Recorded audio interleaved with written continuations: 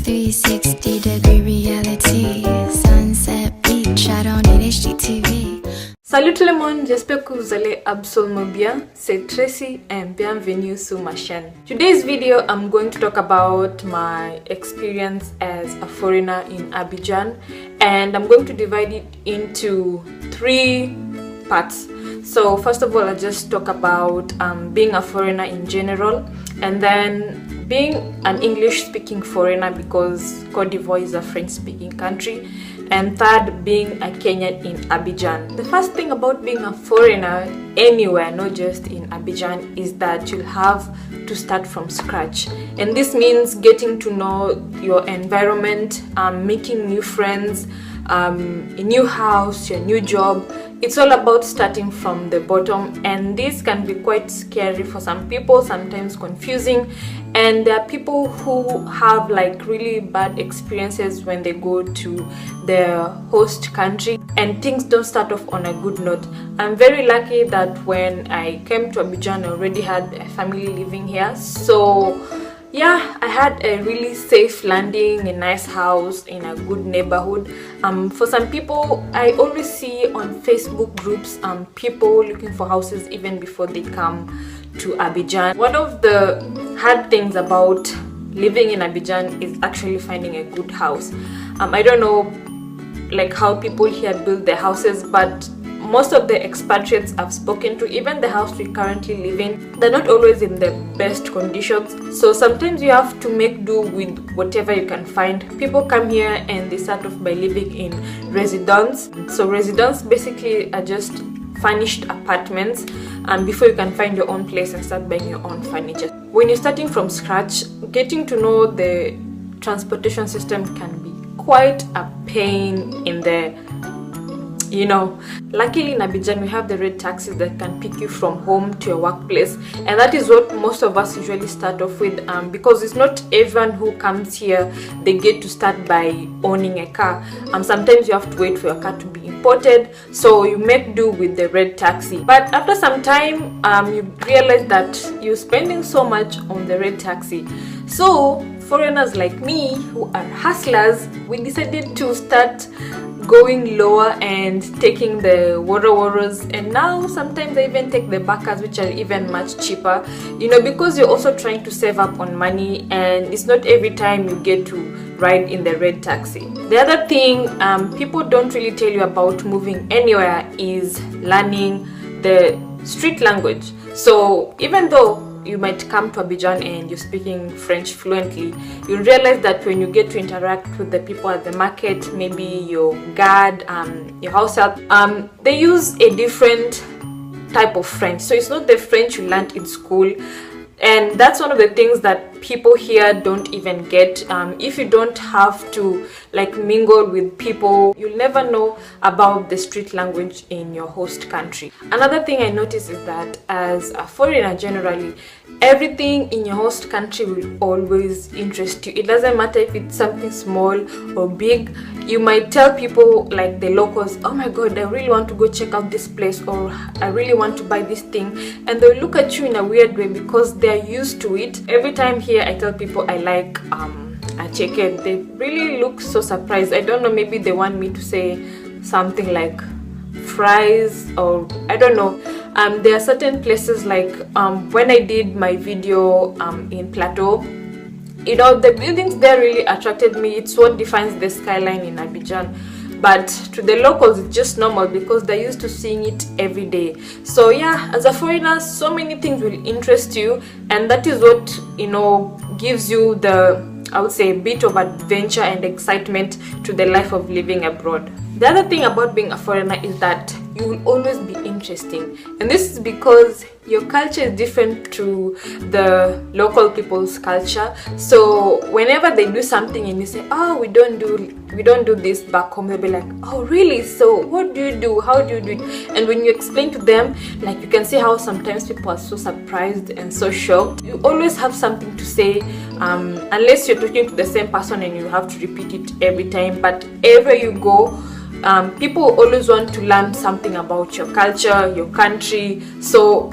you'll always be that interesting person in a crowd. You'll always find yourself in awkward situations, especially when it comes to just the culture in general. For example, I would say how people here greet each other. Like, you might come across a stranger and then the first thing they want to do is to give you like a kiss on the cheek. And to make matters worse, sometimes people come in for 2 kisses, sometimes people want 3, sometimes people want 4. So it can be quite confusing, and you might be in like some awkward situation going for 2 and then backing away, and someone wanting 3, and maybe the day you want to give someone 2 kisses on the cheek, they only want to give you 1. So like, I really hate being in these situations. Like, can we just shake hands and move on? Another thing I hate about being a foreigner is having to renew my documents. Like, if you're back home, you don't get to do this. You just have your ID card, your passport, and you stay with it for like years and years, or maybe until it gets lost or your passport expires. But here, like, it depends with your contract or the number of days or months or years you've been given by the immigration center, and you have to go like and interact with them. And I really don't like interacting with government officials, because sometimes they can be so rude. And you can imagine now here you have to do it in French, and the way my French is not that good, but every time I'm done with this process, I just feel like, thank God. As an English speaking foreigner, let me just say, my first year in Abidjan, I was really afraid to speak English in public due to the amount of attention I would attract just from speaking, even just saying something small in English. Every time I spoke to someone on the phone and I spoke in English, if I was in a taxi, like the shared taxi, there was always someone who wanted to start asking me questions. Where are you from? What are you doing? Do you speak French? Are you Ivorian? Like, sometimes you just want some peace and quiet. So I used to be really afraid to speak English because I did not want anyone to know that I'm not Ivorian. Another thing I've encountered due to the fact that I speak English is people coming up to you and then they will tell you, so will you teach me English and I teach you French?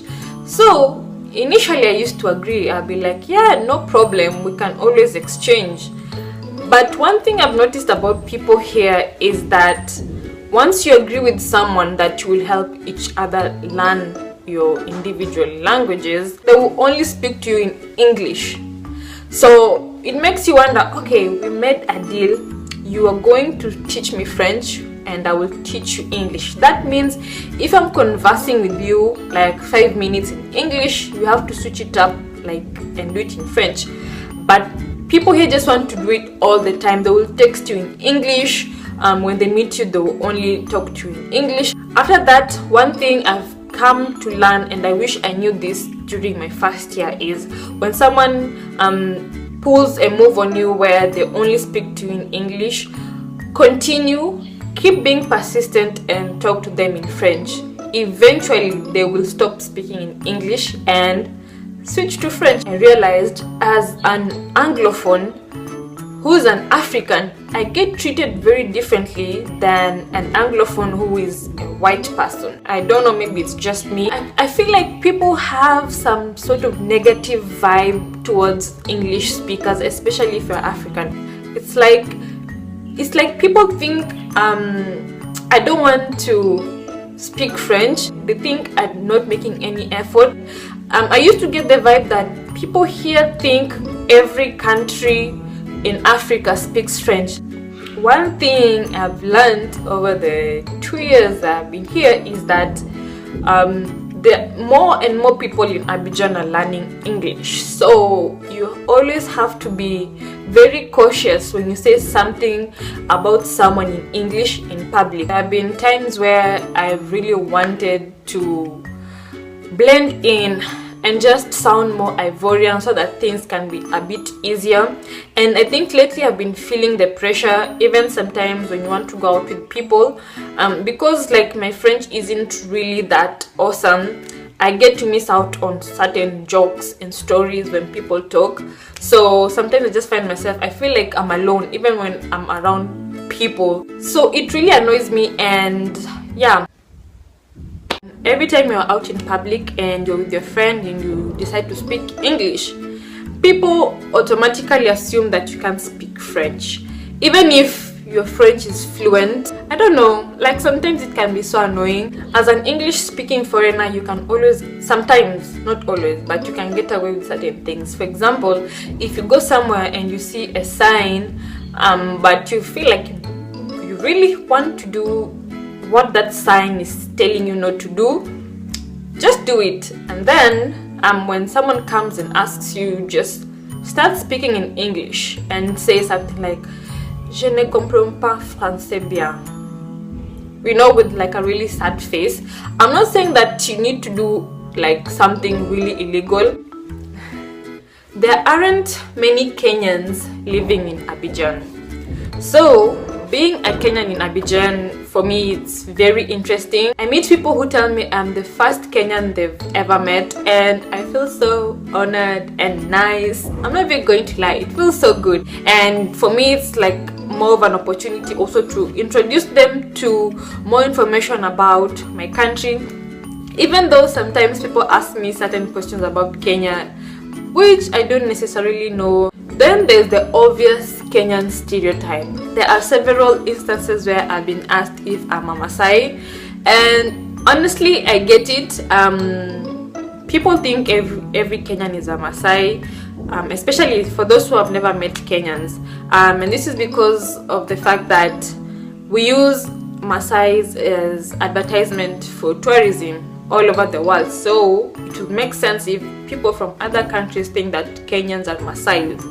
The second stereotype is, do I run? People always ask me if I run. If there's like a running charity thing or a competition happening in Abidjan, people are like, okay, so are you going to run? And it doesn't help the fact that I am a slim person and the Kenyan runners are slim. So yeah, people like connect and think, okay, so you can run. Okay guys, so that's it from this video. If you enjoyed it, please give it a thumbs up. If you learned something new, if you have any questions, put them in the comment section below, and don't forget to subscribe to my channel. Until next time,